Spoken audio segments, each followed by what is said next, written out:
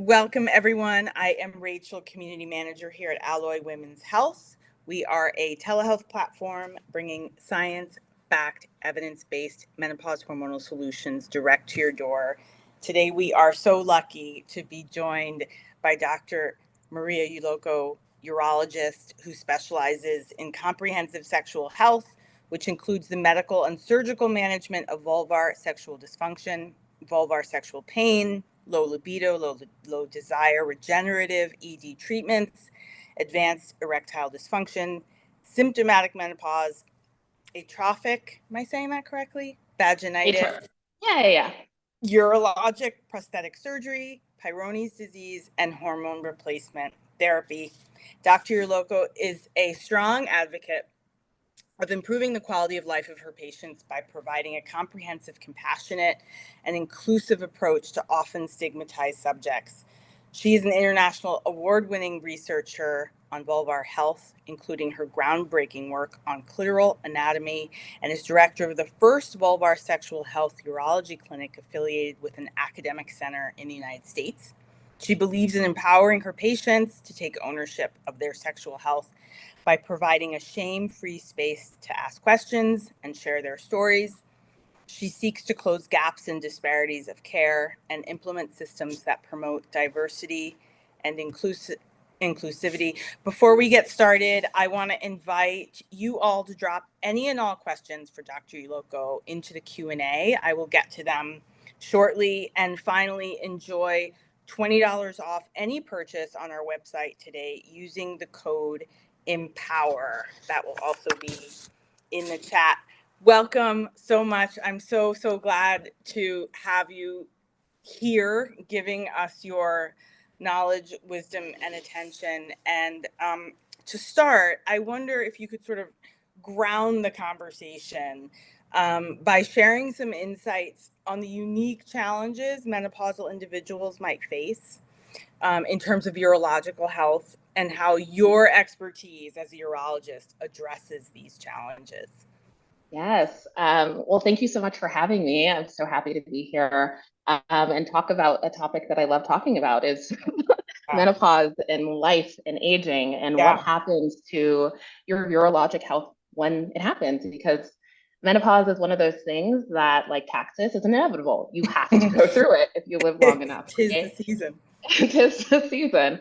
And yet, despite the inevitability of it, everyone, if they live long enough, will go through it. There is very limited resources for people to actually access not only the appropriate care, but also the appropriate information about menopause. There's just so much misinformation in the world about menopause and what happens to the aging body and how to keep that aging body healthy. I think there's this really interesting thing.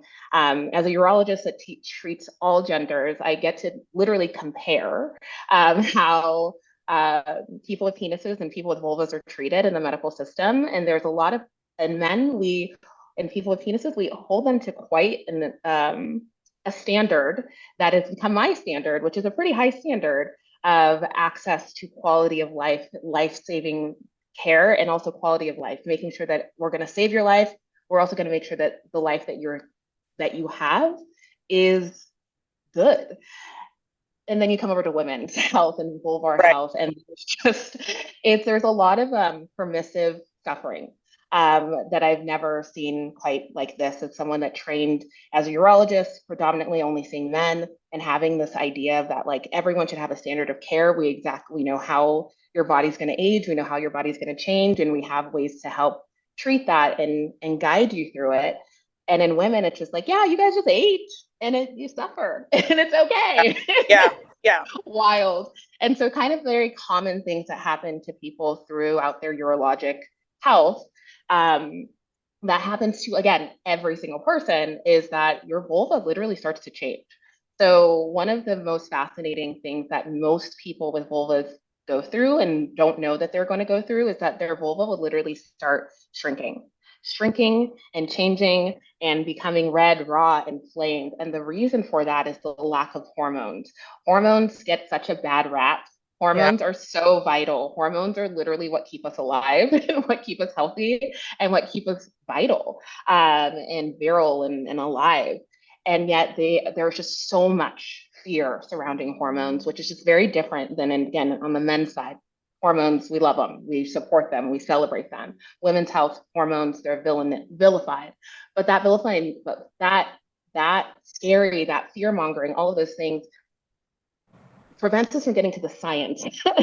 And the science shows that your vulva, your bladder, your pelvic floor, your body needs hormones. And people weren't living as long as they are now. And like, how do we support you through your changing life? And so for many people, they will start experiencing issues with urination because your bladder dependent on hormones, not just estrogen, but also testosterone.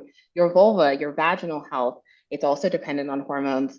And also your pelvic floor health, very dependent on hormones. And so when you start stripping back hormones, which happens in menopause, these changes happen, and many people are not prepared. I love telling my teenage patients all the way to my 99-year-old patient, like, this is what's happening to your body, and these are things to look out for, and these are ways that we can help you. Thank you so much for that. I wanted to ask you a few questions down, but you so organically, fluidly brought it up. So let's hover there for a minute. This idea about quality of life and the idea of hormones keeping us alive, without getting too into the weeds, the idea, I guess, if you will, that um, um, sexual health equates to overall health, I think, Mm-hmm. is kind of the buoy that's holding up those two things. Can you expand on that just a little bit? Yes. So literally one of the pillars of sexual health is understanding how it connects to overall health. So, and I learned this in treating men. So, when the advent of Viagra came out in 97, there was this huge push by doctors to now all of a sudden say, hey, actually, when people with penises start experiencing erectile dysfunction, this is actually potentially a cardiac issue. So now Right. we were equating your sexual health with your heart health, which when now people are like, oh, it's your heart. We care so much, right? And so they were literally able to get your sexual health and your heart health combined together. Like, it's actually in our clinical guidelines for urologists that if someone comes in with a new erectile dysfunction, we have them do a cardiac workup. Like, it is so ingrained. So Wow. that's what I was trained with. And then when I did my fellowship, and one of the only fellowships in the country that actually specializes in women's sexual health, which, if we again think about it, sexual health is a marker of overall health. Only one program in the country. There's another one, Dr. Sarah Signa at GW, through gynecology. So we're really excited about that. But that's just two now. Right. so, Right. and so it's a really interesting thing of, like, in men, we consider people with penises sexual health as, oh, that's health. And of course it's health. But in women, when we know with menopause, with the lack of hormones, like in the decrease in hormones, that's where we're going to get a lot of sexual dysfunction. And yet we don't have that same reverence for, oh, a person coming in with low libido. Let's elevate this as not just like this frivolous thing of, oh, she's not having sex, it's not that big of a deal, or they're not having sex, not that big of a deal. Let's elevate it to, like, they're not having sex, they're unhappy about it. And this is also potentially a marker of a bigger medical problem, right? And I think these I think it's just really adding to the validity of it, right? Like, sex is oftentimes dismissed as this, like, poo-pooed and whatever. Just in women's health, we take it very seriously in men's health. And so I want to bring the same Yes. level of like acuity, evidence-based research, knowledge, treatment plans, and just like validation to Yeah. Yeah. people of, like, your sexual health isn't a secondary part of you. It's your primary part. It is a primary part of your life. And so many women I will see, and I'll talk to them about their vaginal health, and they're like, well, I'm not having sex, so it shouldn't matter. And I was like, okay, well, let me give you this analogy of, okay, what if I were to tell you that your foot, if you didn't put a low dose vaginal hormones on your foot, or like a lotion on your foot, it would become red, raw, inflamed, chronically infected, shriveled up, painful always. And they're like, well, I would obviously put lotion on. I was like, well, you're not a marathon runner, but you still want your foot to be healthy. You're not having sex, but your vagina and your vulva, they're changing and they're having these same changes. So you should prioritize that just the same as you would prioritize any part of your body. Because it's sex, it's always dismissed. It's always as a tertiary or a secondary or tertiary thing. And I want people with vulvas, women, to start thinking about their sexual health, not just as this like additional thing, this frivolous thing, is but like, no, this is central and vital to my overall health as well. Thank you so much for that. I know that that's where your commitment is. We had occasion to speak before this webinar, and you are screaming from the rooftops about these two things sort of finally becoming, one, and that we all understand that one does equate to the other, and that there is essentially a first line of defense, which is the hormone piece. So if you could speak to that, I would love to have you sort of discuss the role of hormone therapy in managing urological symptoms during menopause. Yes. Yes, so common things that many people with vulvas will experience when they go through menopause are urinary urgency, frequency. I have to go to the bathroom a lot, or even when I go, I feel like I'm not fully emptying my bladder, painful sex, dryness, lack of lubrication. A lot of people also experience something called pelvic organ prolapse, where their actual pelvic organs are coming out of their vaginas, and it's a terrifying thing. These are all very not only scary, but they also like totally affect your quality of life. And yet a lot of these things, I'm a big believer in preventative care. I care so much about like health. Yeah. I just want people to be healthy. And it's an interesting thing how, societally, we have been conditioned to just ignore a huge part of our bodies. Like many people don't even know what the vulva is, where their vulva is, what their vulva looks like. And so we've just been like shamed to ignore this part of our body. These changes start happening, and that's when people start freaking out. And it sucks because a lot of these things we could have prevented if you had the right urologic, gynecologic preventative care. Can I just underscore that a second and just highlight again what you said about the importance of overall health and sort of the sexualization becoming the thing, sort of the noise in the room or the distraction, when indeed this part of you is about so much more than your ability or your desire to have intercourse, if you will. Yes. Like that. Okay. Exactly. No, that hits the nail right on the head. I mean, the vulva does so many things than just sex. And so a lot of people, when they have poor vaginal health and poor vulvar health, because the medical system has literally just not paid attention to it, this results in things like recurrent urinary tract infections. This results in things like chronic vulvovaginal pain, recurrent BV infections, recurrent vaginal infections, interstitial cystitis. These are all things that are actually reflections of poor vulvar health. For most people, there are definitely some things that could be a spinal cord issue, some more very nuanced things. But at the basis of it is just health. And the way to keep your vaginal and vulvar tissue healthy, your bladder healthy, your pelvic floor healthy, is truly with hormones as the start. I think about it as a recipe. Like health is just not one thing. There's a recipe of many things. And so one of the things I care so much about is making sure that we have the basics. As a prior athlete, I still call myself an athlete. You have to have the basics first before you can start advancing to more advanced things. And in medicine, the current way that we are taught medicine, the current way that women and people with vulvas go through the system, I want to cuss, but I'm not going to. They don't care about the basics. They truly don't care about the basics at all. We focus way more on disease treatment than disease prevention. And so that is the thing. And when we think about hormones, I'm a big believer in not just estrogen. Estrogen is a very important hormone, but this is, again, the gender binary, how it kind of ruins science. So if we actually look at the science, and this is where my research comes into play, the science shows that the vulva has not only estrogen receptors, progesterone receptors, but also testosterone receptors. Testosterone is a very vital hormone for everyone. And if we were to actually look at the comparisons of testosterone to estrogen, you make about 10 to 100 times more testosterone throughout any part of your cycle. And yet, medicine and science only talks about estrogen when it comes to women. And it's like, yes, again, yeah, anti-science, yes, anti-science, lots of anti-science. And this is why I do research, is because I care so much about doing the right type of science, because that is what gets you better outcomes, is by actually listening to the science, trusting the science, and doing it not just like, I don't know, they have ovaries, I'm sure they only need estrogen. It's like, right. well, only part of the equation. Great, thank you so much.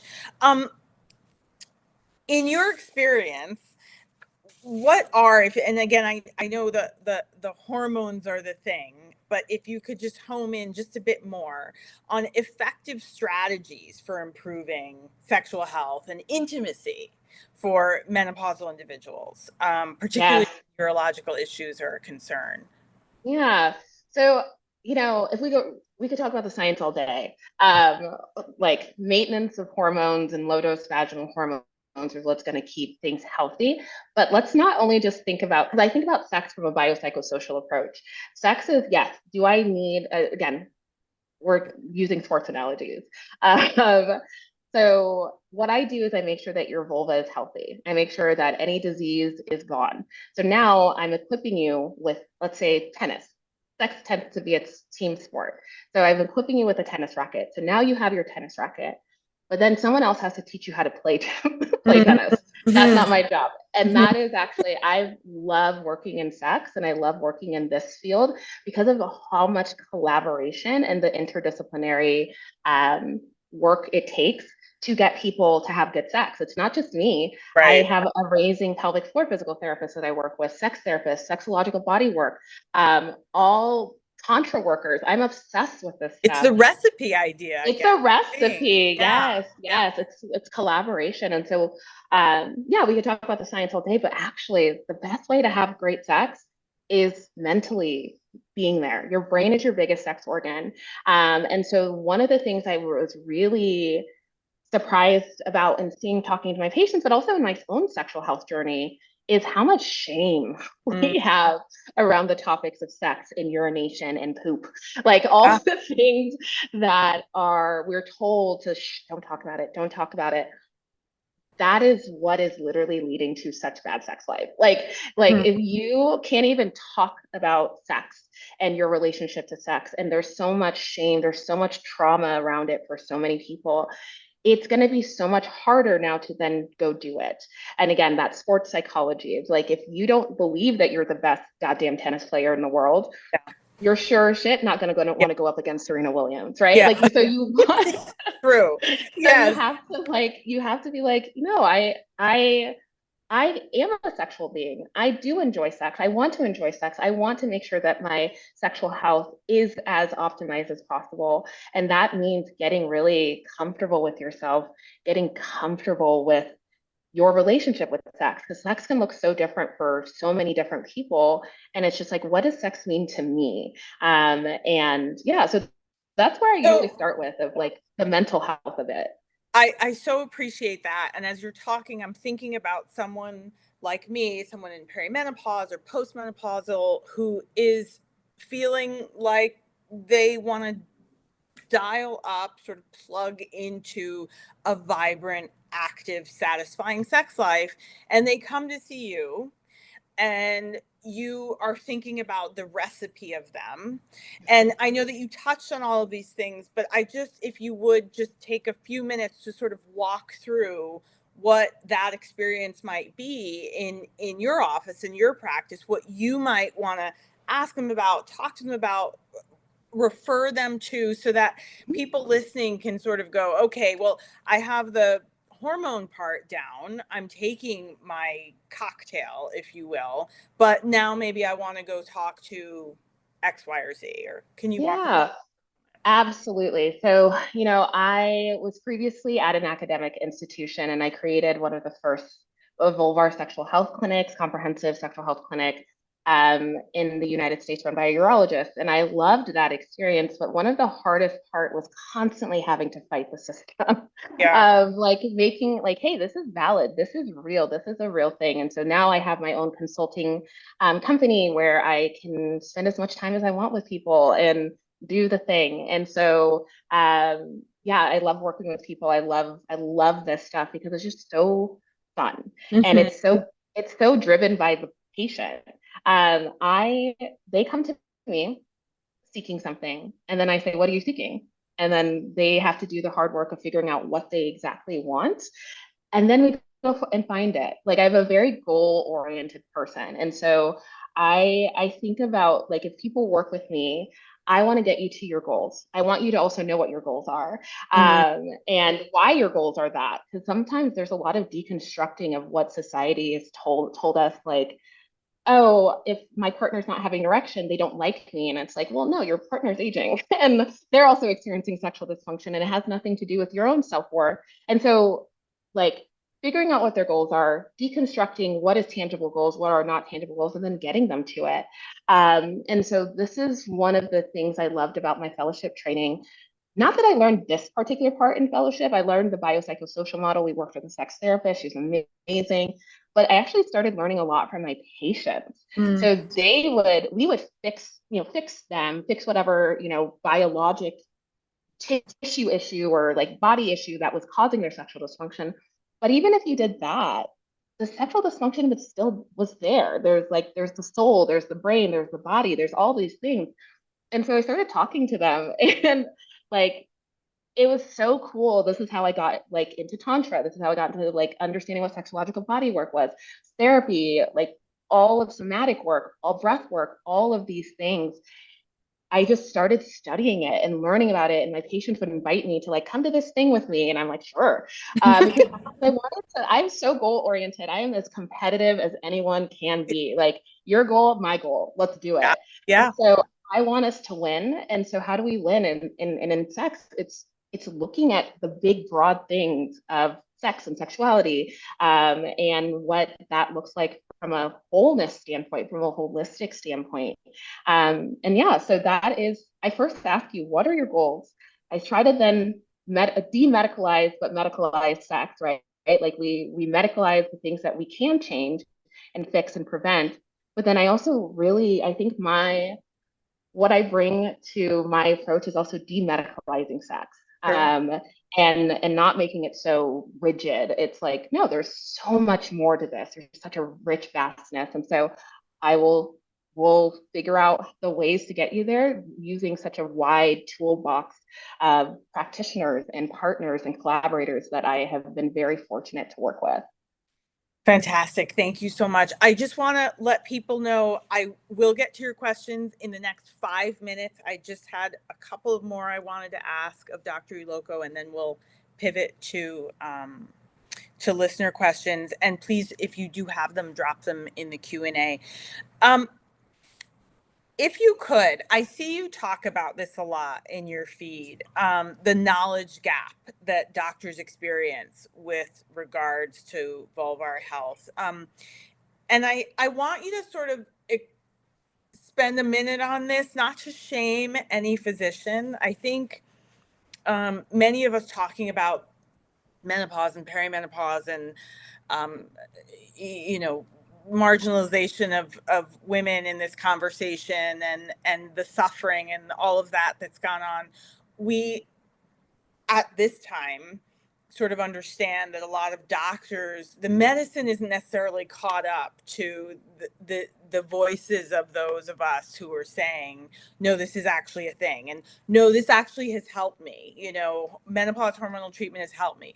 I understand that I need vaginal estrogen to prevent a whole host of things in my potential future, but I do want everyone who listens, who comes across this conversation, to walk away with a better sense of agency, and sort of how they can best advocate for themselves when they do walk into a physician's office, any kind of physician. So I want Yeah. to just speak to the medicine part a bit. Yeah. I think, I'm going to answer this lens as a intersectional feminist that's also a Black woman in medicine. So one of the things I was so surprised about was when I did my fellowship, again, one of the only ones in the country that does female sexual health. I didn't even do it I did it because I want to live in San Diego, like, and I love Irwin Goldstein. Like he's just such a ball of goodness, and I wanted to live in San Diego after living in Minnesota for 5 years and being so cold. So I really didn't think I was going to learn all that much. We have a really strong foundation of male sexual health and female sexual health in our urology training. So I was just like, yeah, this will be a fun year. And it was the most fun year, but it was also the year that, like, oh my gosh, it was just a lot of unpacking of, oh my God, I didn't learn anything about women. And I thought I learned so much, as a urologist, we deal with, it's predominantly considered the male field, but we deal with like things like incontinence and urination, anything urinary we would handle in women. And so I was like, yeah, I know, I got it. Oh, I was humbled. I was humbled real quick. I was like, I actually don't know the names of these parts. I actually didn't know that they are regulated by hormones, and that hormones that you need hormones to keep them healthy throughout your life. I just like, we were just taught that, like, yeah, it becomes small and shriveled up and it's whatever. And yeah, like all these things happen to women, but it's like, whatever. It really was that, like, whatever. There wasn't like, oh, and there are ways to help it and there's ways to fix it. It was just, this is just a natural part of their lives. And I even bought into that because there was no other, like, no one else was saying anything. And so I was just like, oh, yeah, that's just what it is. And I realized, and I'm so grateful for that fellowship because it just really started opening my eyes to what did I learn and what didn't I learn? And I realized I didn't learn a lot. And I realized I didn't learn a lot because the system was actually made to not teach you much about women. Like if we look at our medical education system, we learn very minimal about just women's bodies in general. We learn about pregnancy, barely. And that's where it ends. They don't get much about menopause training. We don't learn about much of what happens to the vulva and the understanding of the vulva changes throughout its lifespan. We don't learn anything. And we actually did a national survey and to confirm that, like, it wasn't just me and it wasn't just any one of my other fellow urologists that came out of this fellowship, like, radicalized. We all come out radicalized. And we come out radicalized because we're like, you are all an entity of your own. Yeah. What is happening? How is this happening? And so, I choose to combat this from several angles. I'm a translational researcher because of this. Like when I look at, so I went because I think the things I care so much about it is because this lack of resources, the lack of everything directly affects human beings. Yeah. It's not like, oh, there's these huge gaps in knowledge and ignorance and all this stuff, and everyone's fine. If we look at the stats of women just in general, gynecologic outcomes, all these things, they're abysmal. And there's a reason why they're abysmal. And I think it's so important to speak truth to power. Like, I think we always want to be like, oh, but and I'm like, no, I'm not here for bullshit. I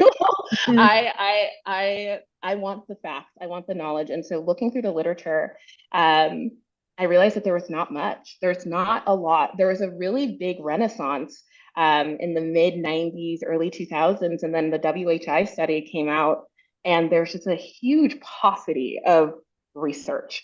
And so just looking at that, my job in research is to start debunking myths. So I defined how many nerves, my research group and I defined how many nerves are in the human clitoris. Y'all, we're still defining anatomy. Like we're working on defining other parts of the vulva this year and like putting out grants and all this stuff. And like, this is where we're at. We're starting at like numero uno. Like there is work that has been done, but there's still so many gaps in between those work. So that's one thing. And then two, our education system is trash. Like, and the organizations that are meant to advocate for these, AMA, AAMC, they're not doing these things. And because there's no one that has done the research to prove these things. Anyone that works in women's sexual health knows this. They know it inherently, they know it deep in their bones, but because it's not documented, because it's not peer reviewed, there's no data, people don't believe it. And so that's another reason why I do research. It's a means of advocacy.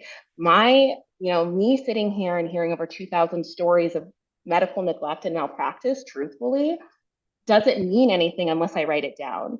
And so those stories, I do research, I kill myself doing research as a means to be like the voice for my patients, as a means to be the voice for all of women that don't get their ability to say what they need to say, right? And also, knowing the lack of what I know and how confidently we are ignorant in the medical field, like that makes me also tell my patients, you are your own biggest healthcare advocate. Do not let them tell you what you should and should not be getting based off of not facts. So many doctors will dismiss women without knowing the evidence. Like we look at just hormone replacement therapy, as soon as I say that word, hackles come up, not only from patients, but from doctors. And from patients, I can understand because you're not in the medical field, you're not in the world, you're not looking at evidence-based research all the day. I hope not, because that'd be no. That's what these conversations are for. Yeah, I actually no do research. I actually want people to be doing research, but doctors should be. As that is part of our Hippocratic oath, and yet, so when a hackle comes up from a doctor, I'm like, show me the data, show me the actual data of where you are getting this fear from. And then they'll always quote the WHI study. And like, did you actually read that study though? Like, because if we actually look at the study, it actually shows that it's safe. They just did the study wrong.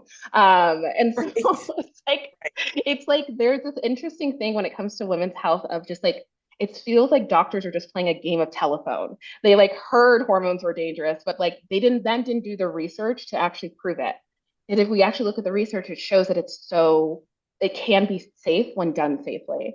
And so these are the doctors that are the gatekeepers for your health, not your quality of life, not just your quality of life, but your actual health. Why is it that we know estrogen is so protective for the heart? And yet when women go through menopause, one of the things that happens is that they get heart disease. Why are we not putting that together? Yes. What is going on? It's a selective ignorance when it comes to women, and I hate it because this is not happening at all in men. And I get to actually see both. I treat all genders. I get to advocate for all genders because there's definitely things on the men's side, the trans side, all these things that need to help. But it's like, if we were to even compare, like, this is where the science is for everyone else, and this is where the science is for women. And it's just so infuriating because this is legitimately leading to death. It's absolutely preventable. And it's absolutely preventable. So I tell patients, arm yourself with your own research, and this is the hard part, is because how do you find that research? Where do you get it? That's what I'm building. But arm yourself. You are your own biggest healthcare advocate until the medical system chooses to actually start taking care of women and people with vulvas well, and through evidence and science-based information. You are going to be your own biggest advocate. And so many people are surprised by this. I'm like, don't know. This is truly what's happening out in the world. You're amazing. Thank you. Okay, Dr. Uloko, I'm gonna pivot now to those of us here listening and asking questions, and I'm just gonna start going and reading questions out to you. Someone asks how to deal with dryness internally and externally. Yes. So the dryness, there are many changes that happen in the vagina and the vestibule, which is the opening to the vagina, which vestibule literally means entrance to the temple. And these changes are all related to hormones. So when we think about how to keep this tissue healthy, you need hormones. It's just one of the things that is there. There are a lot of things to help the symptoms. That's what's on the market. But actually, if we want to get the tissue back to healthy and doing what it's supposed to do, which is lubricate, one of the things that it does is naturally lubricate vaginal estrogen. And I'm a big believer in vaginal testosterone because two things, estrogen helps to increase blood flow to the vagina. That blood flow, that increase in blood flow actually causes, it's almost like the vagina sweating, but that sweat is lubrication. The other thing that causes lubrication is your Bartholin glands, your Skene's glands. These are actually testosterone driven. So again, that's why estrogen and testosterone is my thing. So Intrarose is the only medication on the market that is vaginal DHEA that is then converted to estrogen and testosterone in the body, in the vagina. So that's where you're going to optimize your vaginal secretions. But if you don't have access to that vaginal estrogen for sure, and it is safe, so many studies have been done to show that it is safe. It is something that you're going to need for the rest of your life. I think this is something I did not learn in training. It had to do it in fellowship, was that you need to be on hormones until the very last day, like breath on earth. And so many people will take it, they'll feel fine, and then stop taking it. It's like, yes, you would not stop drinking water. Right. I'm so glad you said that. Thank you. Okay, the constant runs to the bathroom drive me insane. What can I do about it? Okay, so many things. Okay, so one of the first things is lifestyle modification. So if you even just look at the guidelines for overactive bladder, it's lifestyle modifications. There are many things that we do to our bodies that are and eat and put in our bodies and that are detrimental to our bladder health. And again, we're talking about equation. So doing things like trying to avoid bladder irritants. So those are anything spicy, citrus, anything that changes your bladder pH or your urine pH can potentially do this. Also trying to avoid drinking a ton of water. I mean, not you want to stay hydrated, but like, I don't think you need to drink 6 families a day. And I'm not saying that this is in general for anyone. But then also, so if we think about the bladder is dependent on hormones. So a healthy vulva is a healthy bladder. So you also then need vaginal hormones to that tissue to keep that tissue healthy. Because one thing that can happen to the vulva and the vagina, there's this part, my research baby is the vestibule. My new research baby, it was previously the clitoris, now it's a vestibule. But if you don't have appropriate hormones, estrogen and testosterone to that tissue, it will then cause irritation of that tissue, literal inflammation and irritation. And one of the ways that can manifest as a symptom is with urgency and frequency. So that's another reason as to why vaginal hormones are not just only important for sex, they're super important for your urinary health. And then thirdly, pelvic floor physical therapy. So many people are just not connected with their pelvic floor, myself included. Like my best friend is a pelvic floor physical therapist. And so randomly she'll be like, hey, you're favoring your right glute. I'm like, can we just not do a body assessment? We're at brunch. But I love her so much. But if you have the means, if you have the access, if you have the resources, you want to be seeing a pelvic floor physical therapist, part of your health team. So many people will have pelvic floor dysfunction. And I don't know who Dr. Kegel is and who his PR team was, but my God, everyone needs to stop doing Kegels because enough with the Kegels, right?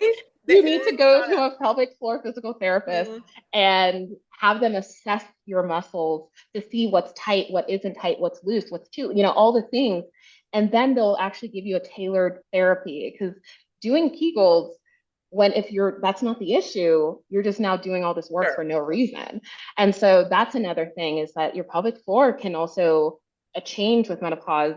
And if we don't address the pelvic floor health, it can also affect the bladder health as well. Terrific. Thank you. Someone asks or says body odor. I've never had this. Why? And I also want to add to that, because this comes up a fair amount, is vaginal odor.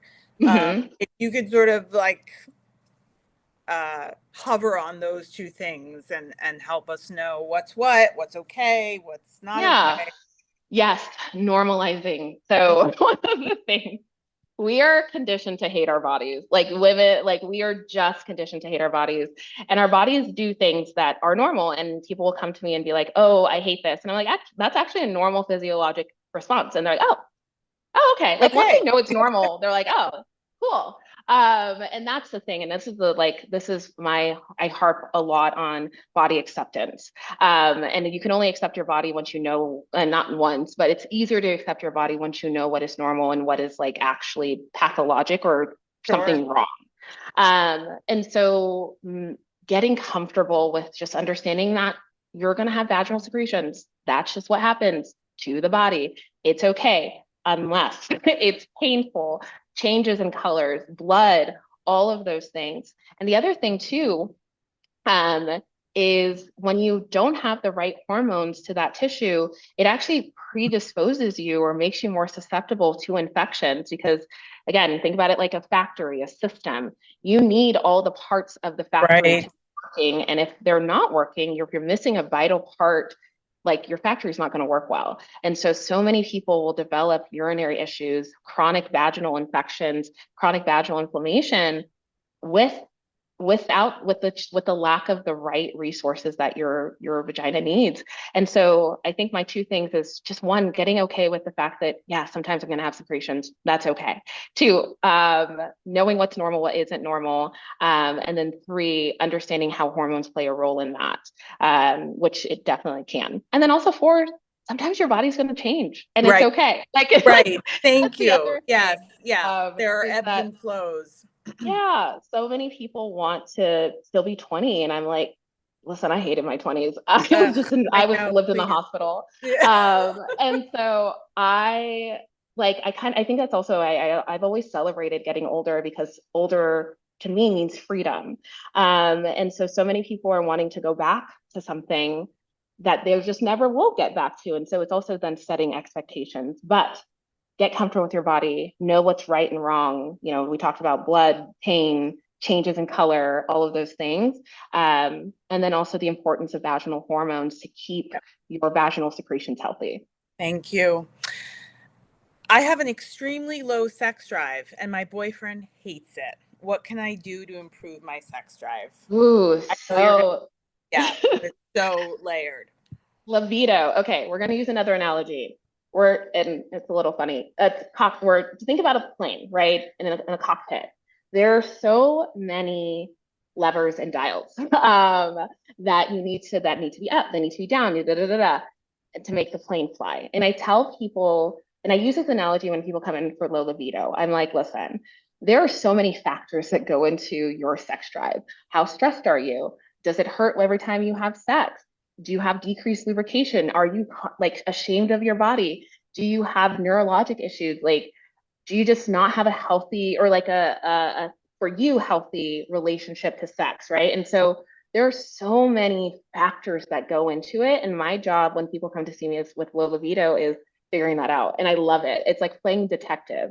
I can make sure that I can optimize your hormones. I can make sure that I can optimize your vaginal tissue and your vulvar tissue so that it's healthy. We're getting blood flow. It's all the things.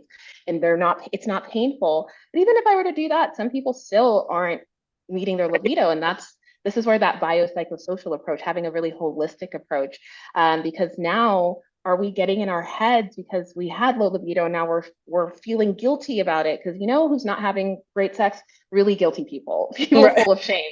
Like it's really hard to do those things. I mean, if you are doing them, good for you. But for the general population, it's really, really hard when you're bringing in a lot of this additional baggage into something that can be a biologic issue. So I always like to tell people, like, stop blaming yourself first and foremost. Like there's oftentimes is a reason as to why your libido is low. And and many people want to dismiss it of, well, you don't love your partner, you don't love this, and the other. And they oftentimes forget that there's a biologic reason. And so that's why that biopsychosocial approach of like not only addressing like how is your body changing, how can we support it to get you to your goals, but also understanding the psychosocial aspects of your life, your health, your mental health, your wellness, your spiritual wellness, all of these things all make your libido. So there are ways to treat it. It's more complex because I think a lot of people just want a pill. They just want a quick fix.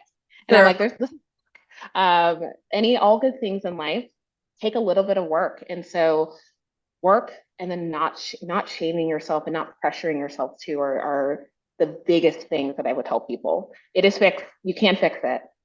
And this is normal and we can help. Awesome. Thank you. There were a few questions that came in from different people, but they sort of had the same tone, which is seeing a gynecologist versus a urologist. When should you see one or the other? And there was another one that I can't find. And correct me if I'm wrong, but I almost feel like, and maybe you're offering this and sort of saying this, is that there's reasons to see everyone, and it's not a bad thing to see all of it, all of it. Yeah. Yeah, no, it's an interesting thing because as a urologist, for men, when they have any real issues with their pelvis, they just go to a urologist. And Yeah, so they just one-stop shop. Like, yeah, and how easy is that? Versus for women and people with vulvas, it it's so much harder because, urologist deals with the urinary issues. Like if we're thinking traditional, because I am not traditional. I'm a urologist that does like vulvar and gynecologic work, mm, but not obstetric work. I right, only do the external portions. And so that confuses people because they'll come in for a pap smear and I'm like, oh, honey, I don't do that. you Like I don't do that. could easily Yeah, do that, but it's not in my scope of practice. And this is the hard part is that there's so many organs right next to each other. And yet the medicine, we fraction them into like two different people. And so I, I say the distinction if it's urinary urologist, if it's gynecologic gynecology, like vaginal, uh, anything to do with the uterus and all those things. That's where it is. There's currently like 7 of me in the world that have the wow, ability to do all genders. And so I totally understand why women are confused. It's like, where do I go? And my big push, this is a huge systematic policy change, is that unfortunately, many gynecologists aren't taught about sexual health or even that's what I was vulvar going to anatomy say. Yes, ecology. yes, So, you might go to your gynecologist wanting help with your sexual health, and they're like, they won't give we it don't to do you. that. Yes, We don't do that. And it's not part of their training. And if you go to a urologist, for the most part, they'll also say that's not part of our training right. either. And so currently, the 7 of us are standing at the forefront and we're partnering with gynecologists. We're trying to like change these big systems, urology and gynecology, to make it inclusive to everyone because as of right now, you're getting half of the care that you need. And it's like it's very dependent on who you go to. And I think that is such bad, like women deserve better. We deserve better. And we Yeah, need to start advocating for these things. But it's a tricky thing. It really right. is. To figure out who to go to because not everyone has my training. There's only a small percent of them have my training, and most urologists refuse to tackle women's sexual health. They like your gynecologists are do pelvic floor. Right, right, It's right. so I would say confusing. it sounds like, should you be able to access any and everyone, take advantage. It's certainly not gonna hurt. Yeah, But with yeah, that, find the people really who have the information for real. yeah, Not yeah. So yeah, and there's definitely some really amazing gynecologists, some really amazing urologists, and you can find great places, resources to find someone in your area is ISSWSH, yeah, ISSWSH.org has, physicians and providers who are trained in sexual health, vaginal health, vulvar health, all the things. And so if you like, so one thing that like people will come to me for sexual pain and I'll say, I can fix the stuff that's on the outside, but if it's endometriosis, I'll then have to send you over to my like really well-trusted gynecologic partners. And so I think about it as a team work. And the only thing I wish, not the only thing, this is something I really want to push, is that both the urologist and the gynecologist are also getting formal training like I did on gynecologic treatments, on vulvar health, on vulvar anatomy, on sexual health, on all of these things. Because right now, both professions and both specialties only have like a quarter of what they need to treat the whole person, right. Okay. and the whole woman. So that's the unfortunate truth. Okay. I love this question, and I want to take 10 seconds to give my own lay answer. The question is, could you use vaginal estrogen before you have symptoms? Now, my answer is yes, because symptoms are brewing for sure.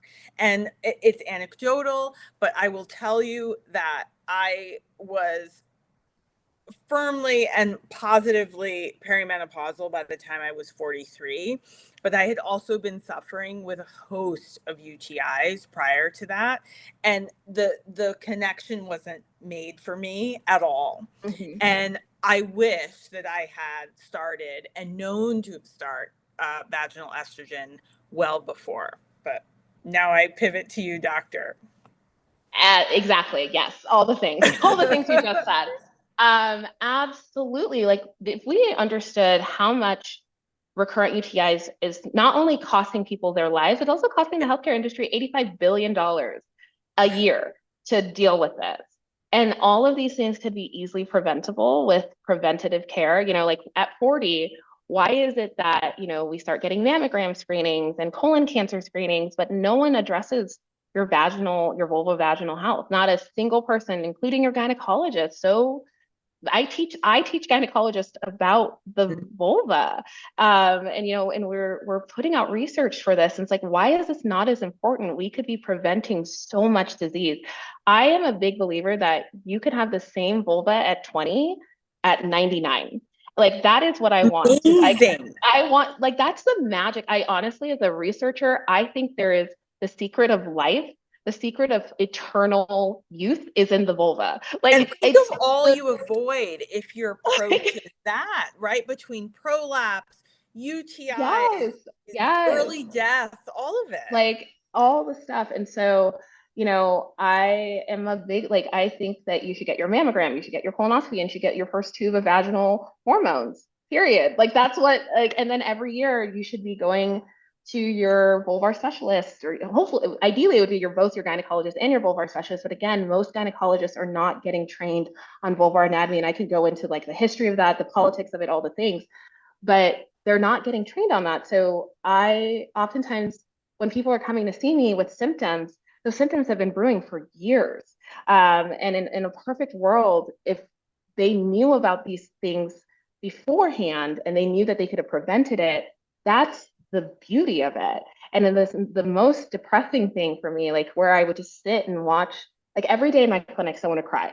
And I said, like, if they're not crying, I didn't go to work that day. And the reason for it is because there's just so much, like once I inform people about how neglected they've been by the system, how a lot of these things could have been prevented, and how, and I say this in a way of like, hey, I want you to go out and tell 5 friends. I want you to go to brunch and talk to your friends about their vulvas. Like, I kid you not, like I want people to understand their vulvar health so that they can prevent so much disease.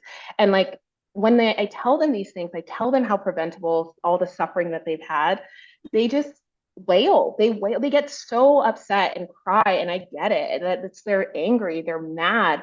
I kind of love that anger. I love that righteous anger of like, I deserve better. Yeah. I want every woman, every person with a vulva to understand they deserve better, and advocate for that on their own behalf. But yes, preventative vaginal hormones, amazing. Amazing. I'm going to get in a few more questions if I can in the next Please. 5 minutes. I had frequent UTI. I had frequent UTI for about a year, and they gave me treatment, but didn't seem to provide info on why this was happening all of a sudden. I think that was the start of my perimenopause symptoms. Is there a way that all of my doctors share information to give a better assessment of what's happening?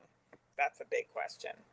Oh, that is above my pay grade. Yeah, yeah, No, it's what I want. Like that is, in a perfect world, that is exactly what should be happening. But where we're at in the healthcare system, they're not even putting two and two together. And that's the other thing. They're not even explaining why this is happening. I do a lot of recurrent UTIs, and I part of my clinic, and I love recurrent UTIs. Most physicians hate them. I love it because if you just understand the physiology of the bladder and how it works and the vulva and all the stuff, we can eradicate recurrent UTIs in so many people. And we have it. We have the secret, and yet why are we not prioritizing this? Like I totally hear you about, you know, so many people come to my office and say, oh, my doctor took me off my vaginal estrogen, and I Yeah. want to like explode. I'm just like, Yeah. they're Yeah. trying to kill you. They're Yeah. trying That's to a kill. big one. I hear that Why all are they well. doing that? And there should be an interdisciplinary conversation. And I try to educate other doctors. And I think urologist here in my little sorority of comprehensive sexual health experts, we're out there, we're so vocal trying to teach other doctors of like, no, vaginal hormones are safe and they're healthy and they actually can make your lives easier, and you should feel comfortable prescribing it and you should not take people off of it. And look at the studies, look at the research, actually practice evidence-based medicine. So yeah, one day that's going to happen, but it's going to be it's actually what it's going to take. It's not other physicians encouraging other physicians, it's patients demanding a higher Yeah. level of care. Yeah. Dr. Uloko, I have, if I can squeeze in two more questions. One of them, I'm kind of bringing together several questions about vaginal estrogen specifically. And I guess the easier way to come at it is for you to say, or for you to sort of respond to all of the things that vaginal estrogen will help with once and for all, if you will. I'm seeing things about dryness and pain and UTI, and I just want you to address that in 30 seconds if you can. Yes, it'll help you pee and it'll help you have sex. Period. Okay. And as far as bladder issues, incontinence issues, anything like that. Again, this is making sure we're starting with our recipe. If we are starting with our recipe of like, we're just getting the bare basics, that's going to like prevent so much disease, fix so much disease. But then also, let's say that you have overactive bladder and we start on vaginal hormones and your symptoms get better by 70%. But you still are bothered by it, then whatever medication or lifestyle modification, anything else, anything that we add to it is going to work even better. You're going to need less of the medication. You're going to have better outcomes. You have better things. And that's the same thing with sex. Is like, we got to make sure that the foundation is healthy first, and then you can start adding on things, and those things will then work better once our foundation is healthy. So better sex, better pee, awesome. And also better pooping, and also better all the things.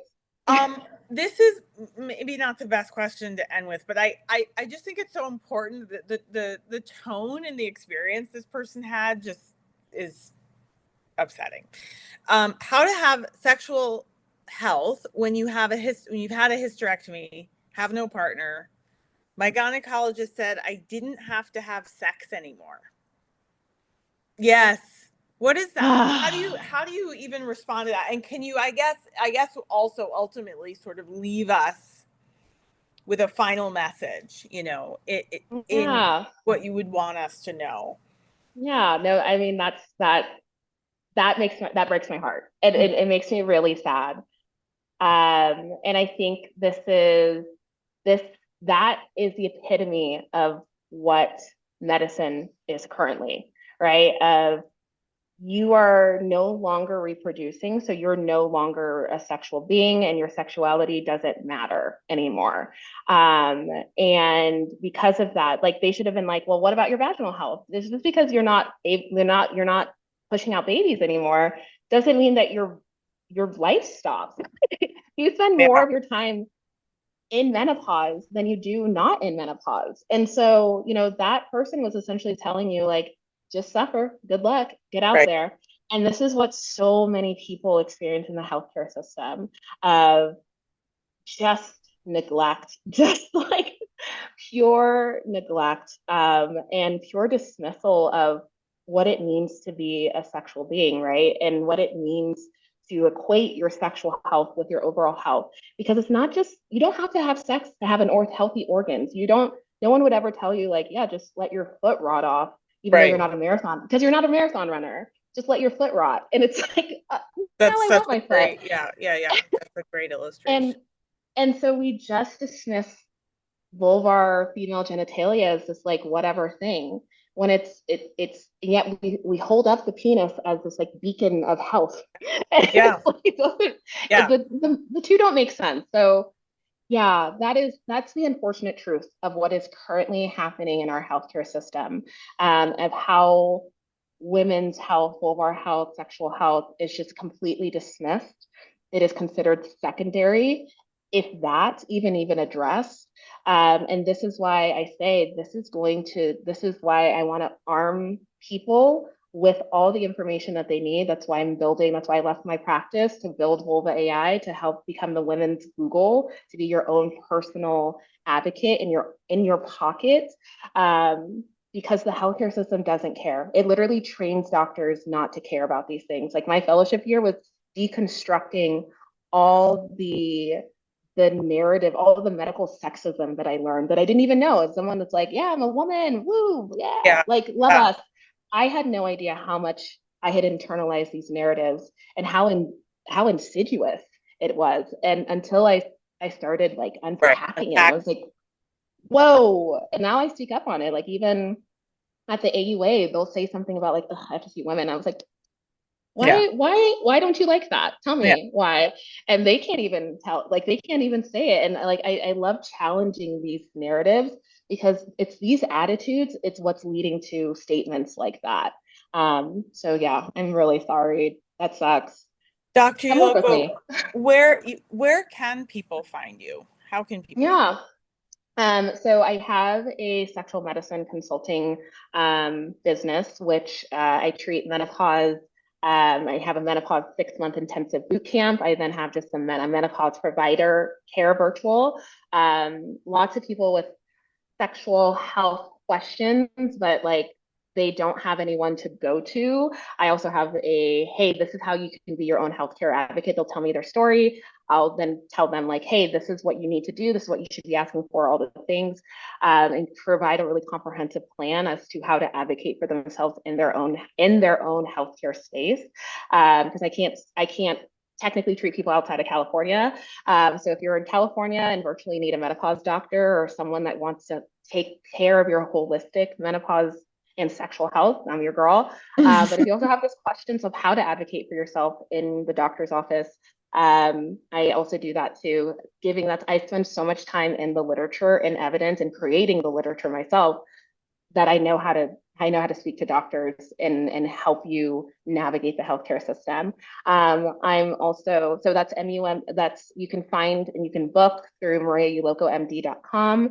I also am starting a health tech company called Vulva AI, which was a labor of love for my patients, for anyone with a vulva, honestly. And the lack of resources, the lack of educational content, the lack of being essentially being gaslit through the medical system, and not finding places to actually go to help you get your diagnosis, get treatment. That's what Vulva AI is meant to do. So sign up. Any person that wants to get on the waiting list, that helps all the time. We're going to launch sometime soon. Founder life is tough, but we love it. Yeah. And then also you can follow me on Instagram or Maria Uloko on Twitter, Maria Uloko. I think Maria Uloko MD is at Instagram, Twitter, Maria Uloko, and TikTok, SexMedEd, because I will drop knowledge of educational content as well. I love education. Thank you so much for that. You are an educator indeed. You have educated us this hour. I want to also, I always do this, whether it's in a support group or in conversation with people, but really finding physicians who believe you, who know how to treat you, who know how to direct you on your best path are available to you. Certainly, Dr. Uloko is one. All of the physicians at Alloy are also able to dial in on what's happening with you and get you relief. So I encourage you actually today to take advantage of a $20 off using the code EMPOWER. Stock up on your vaginal estrogen. It's the very least you can and should do for your health today and your health in the future. Thank you, everybody who came and dropped questions and listened and learned. Thank you, finally, Dr. Uloko. It's a pleasure always speaking with you and sharing time with you and having you boost us all. The work you're doing is just critically important to all of our futures, and I am grateful for your time today. Oh, Thank thank you. Yeah, love speaking on this. I hope I made everyone little advocates and like want to burn down the system, because Yeah. that's what I'm trying to do. We got to burn this down and we need to build again. That's I what love we it. need to do. I love it. I'm glad you're at the helm. Thank you so much, everyone. Thanks, Dr. Uloko. Be well. Thank you. Bye. Bye.